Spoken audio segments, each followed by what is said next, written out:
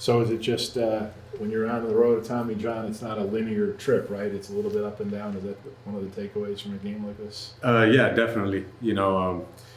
Obviously, not rehabbing would be able to kind of get through that inning and then keep going. But obviously, they got a strict pitch count per inning and all that stuff, and that's all part of it. What was working and what wasn't today? Yeah, I think it was just one of those days where kind of everything just felt out of sync. And I've had those days along the rehab. There's some days where you come out throwing 95, you don't got to think about it. And there's some days where you come out, a little bit less velocity, and you're like, oh, what's a little off, And for me, it's having to compete. Whether the mechanics are there, whether everything feels in line, everything feels in rhythm. I understand I'm rehabbing, but still want to keep, that competitive fire, that competitive nature at the front of everything. So. For me today, I kind of didn't get a chance to kind of get rolling and get that competitive nature flowing and kind of let things sync up. So just got to get back to work this week and make sure we do that next week. That's part of like the up and downs of this recovery, like Mike said. You said it too. There are good days and bad days, and when it's not a good day, 49 pitches isn't enough to let you turn it into one, right? Yeah, definitely. There's a lot of guys you kind of go out there and. Most aces, they say try and get them before they get going. Once those guys do get going, it's tough to get to them. And I'm one of those guys. So for me, it's kind of getting out there, getting in a good rhythm, getting some momentum, and then getting going. And that first inning, I was kind of searching a little bit, and then the second inning was kind of searching a little bit, and then I reached 25 pitches for the inning. So it was my time to be done, and just got to keep having patience with that and understanding there's going to be days like that. And, the good thing is everything feels good. And mentally we know, where we need to kind of work on to kind of get back in sync a little bit easier, not having to think about it. And then going from there, there'll be something else that pops up that then we got to focus on, but that's all part of it. You've been at multiple levels now this year, but how tough is it to stay patient, through the ups and downs of this thing? Yeah, it's super tough, especially as humans, right? We're born through sin, and we're born to kind of want to put things in our hands and get frustrated when they don't go our way, and we want to set our own path and our own journey, and but we got to understand that God's got a purpose for us, and sometimes He takes us through the valleys so that we learn things, we remember things, and when we get back to the mountaintop, we're indestructible. So that's where I'm at mentally. Body feels great, and just staying patient and understanding that the Lord is taking me through this 14-month journey so far to teach me a lot of things, and I've learned a lot of things through it. And for me, it's just being able to take this time and make the best of it. What was the situation today mechanically with some of the pitches just landing short? Yeah, just that's the definition of Tommy John. Yeah. There's some days you feel like everything's online, and then you throw one to the backstop and you're like, whoa, what happened there? Yeah. But yeah, I just think, wasn't as athletic as I was in, my week of work, my bullpen, everything just very athletic, and, just felt like I was a little, in my delivery, just a little, what's the word? A little choppy. Yeah. Everything wasn't just rolling smoothly. And for me, it's even when days are choppy, you still got to go out there and compete. That's something that I can control. That's something that, has nothing to do with Tommy John. It has nothing to do with a surgery, a ligament, or anything. So for me, it's finding a way to not get frustrated, about those choppy days, and understanding that if I just keep competing, everything will start to sync up, and we'll get rolling. And then when we do have good days where we don't need to think about anything, just really maximizing those days, competing, and attacking. Since you've been back on the mound over this process, when you have a day where you're searching, how do you know it's Tommy John, or this is just a rough start that I would be able to get through if I could? Yeah, that's a good question. For me, it's been such a long journey that I've been able to see. You throw on flat ground for 6 months, and then you do 3 months worth of bullpens, and then you finally get hitters in there, and then it's like, okay, now this is really what matters. Let's see what the hitters are telling me based off of swings and pitch shapes and all that stuff.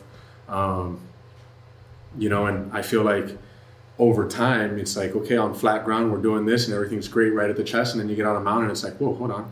And then you make more adjustments and then, you start facing hitters and the adrenaline kind of kicks up and it's like, okay, now I got to make more adjustments. So for me, it's been a really good progress for me to be able to learn a lot, for me to be able to know, okay, I'm a little off here, I'm a little off there, and then being able to make it click again.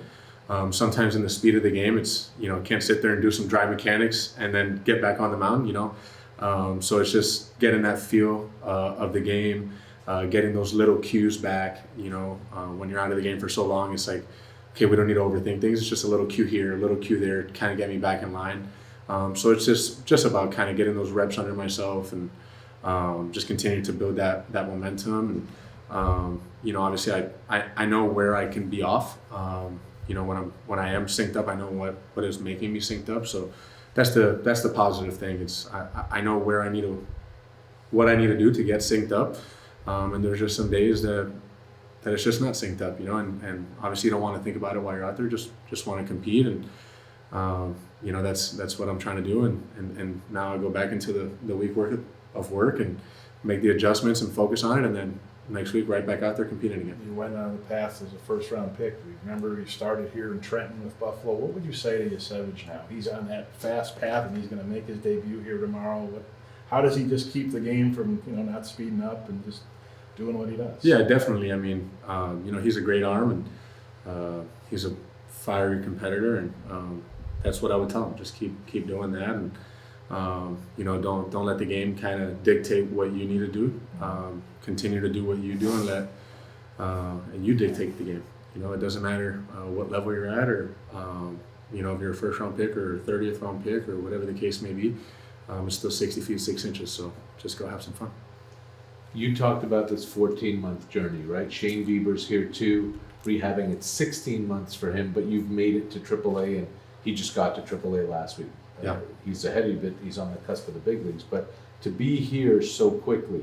I mean, I know that we talked about August, right? And that was the dream. But yeah. To get here in 14 months, what's that meant?